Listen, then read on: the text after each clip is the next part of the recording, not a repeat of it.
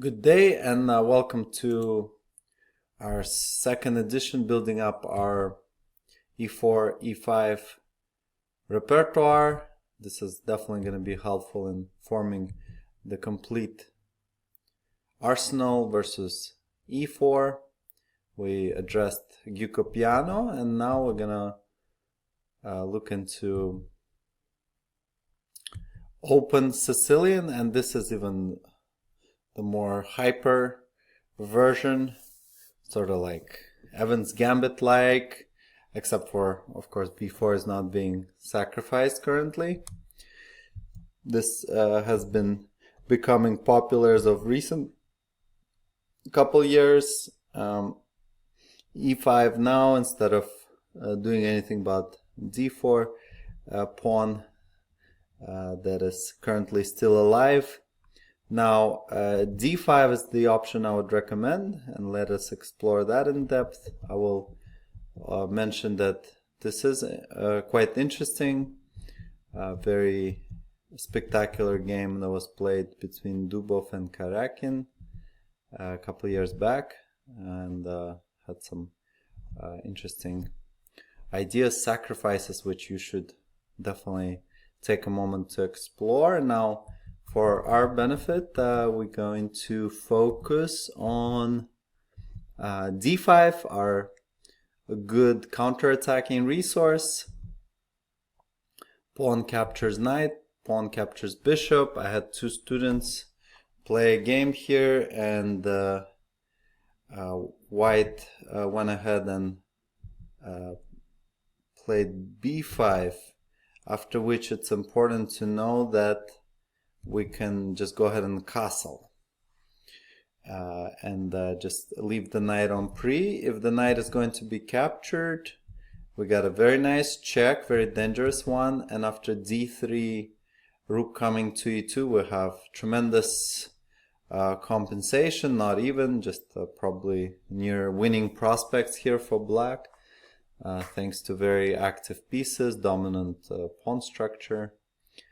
And now if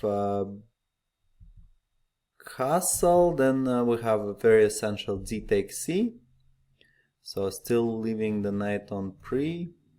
If queens get traded, then very conveniently we're actually gonna move the knight away from being attacked and retaining at least potentially one pawn advantage with quickly developing pieces and pair of bishops. We're going to be feeling pretty good. Now dc, white is going to capture in g7, and after knight is being captured, we trade queens and fork rook and the knight, check, defend with the pawn, recapture the knight. Now here we're officially up a pawn. It's a double pawn, striking the rook back.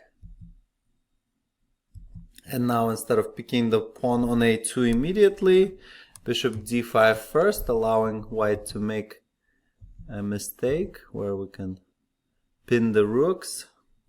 And otherwise, after rook c3, we're free to capture the pawn now, or maneuver our rooks to open positions, open files. So this is definitely a great position for black, not struggling at all.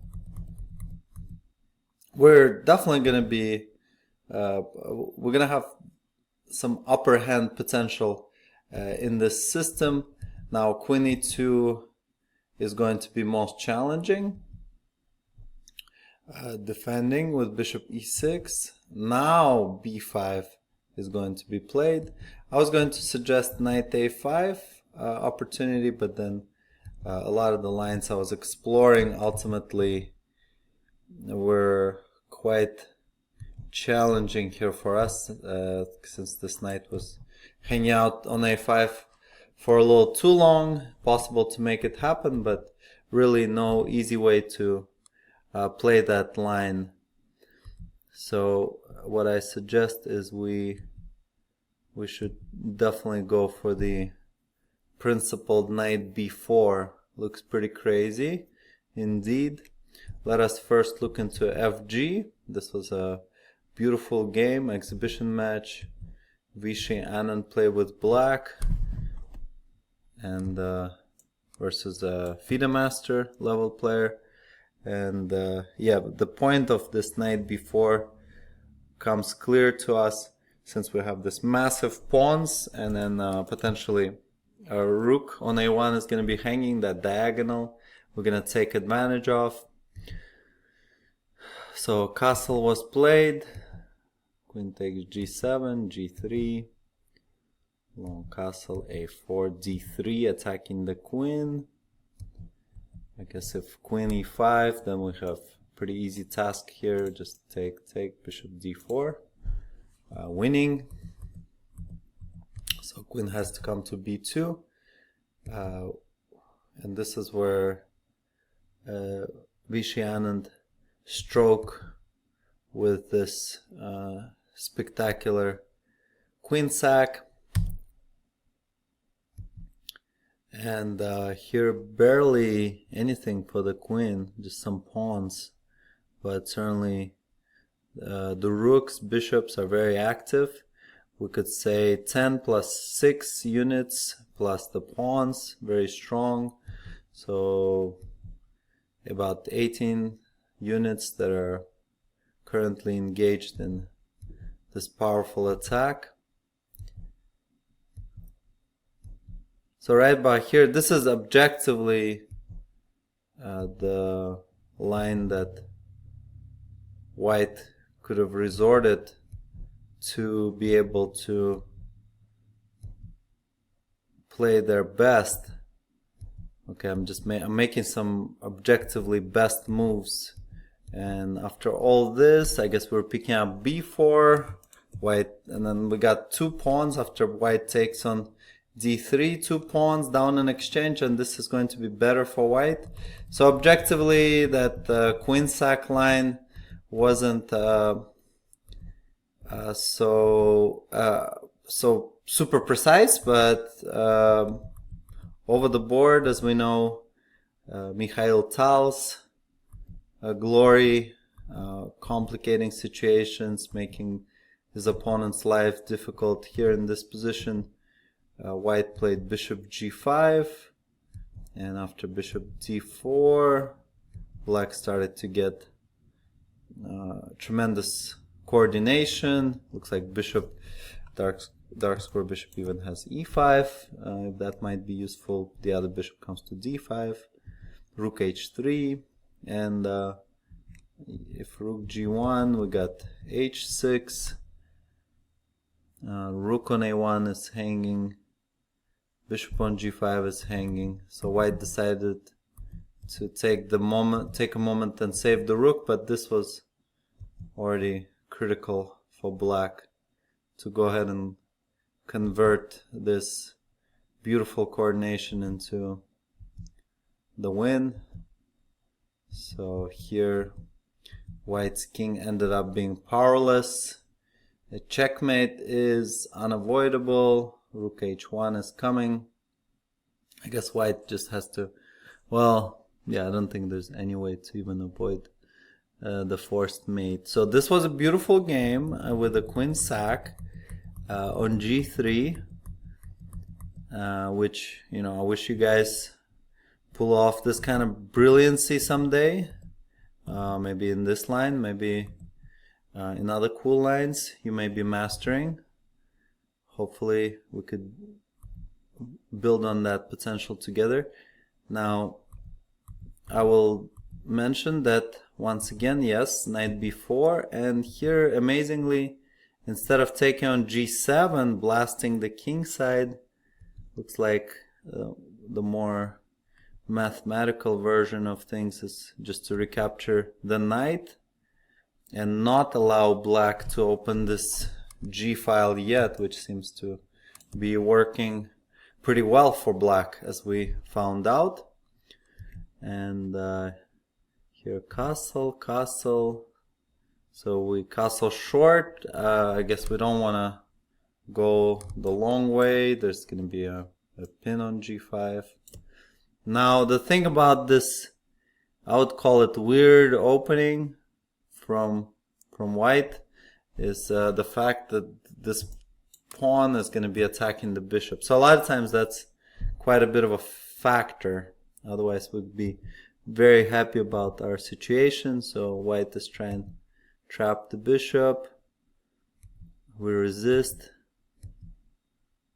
with a5. Now we're going to push those pawns ultimately. Not in a rush just yet.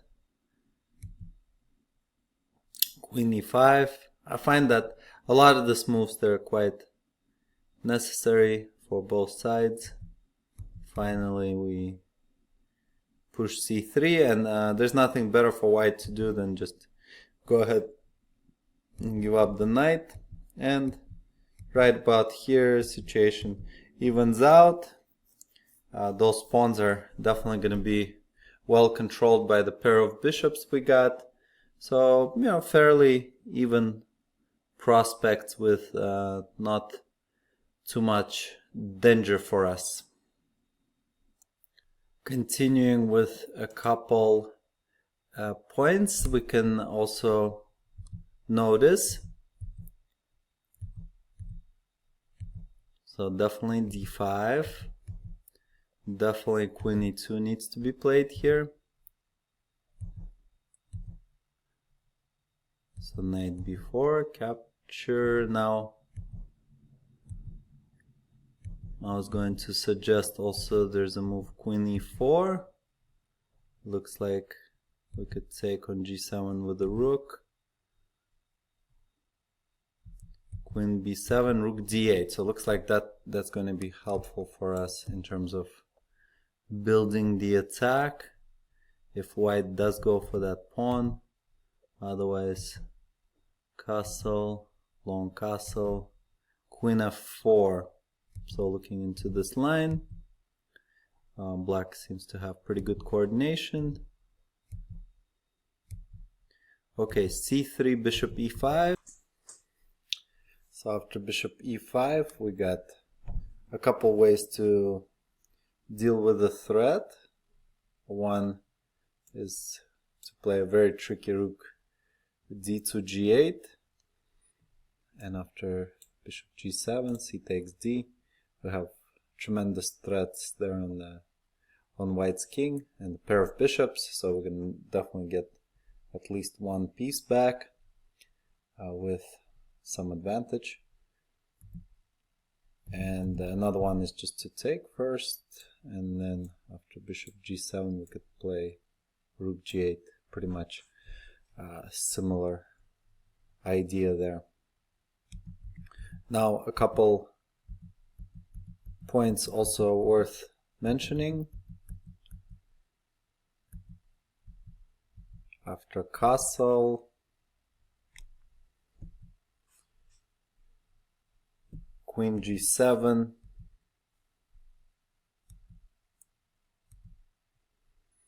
we got d3 indeed, queen b2. So as we found out, queen g3, there's an objective line that is going to be challenging for us, which queen g3 is definitely a beautiful idea. Now queen g4 is also possible to play with good active play. The idea of a5 to proactively secure the bishop there so it doesn't get attacked. We still have those massive pawns. And after capture, bishop d5 with powerful coordination here.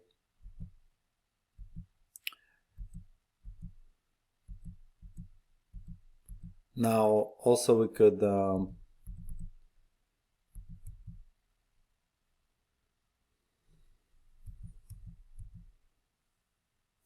play queen f6 here instead of d3. Also an interesting situation arises. There's rook e1, there's a5, rook e1, we got bishop g4, and then c3 attacking the knight on d2. There's still very interesting ideas here, and the game is not particularly straightforward, but at least looks like we get a piece back, which is good news. Now a5, d3, attacking the queen. Here rook g4, queen e5. So very subtle. It's hardly going to be particularly relevant that someone is going to prepare this sort of ideas against you, or going to know this by heart. Bishop d4. Generally, I think black has really good momentum, and most everyone is just going to have some fairly shallow knowledge, unless you're playing some really serious tournament chess. So b6, we could just actually take the knight here. This pawn is not going anywhere, because we could secure this way, and then after white picks up the rook, we grab this one, and these pawns are going to be in motion. Excellent prospects for black.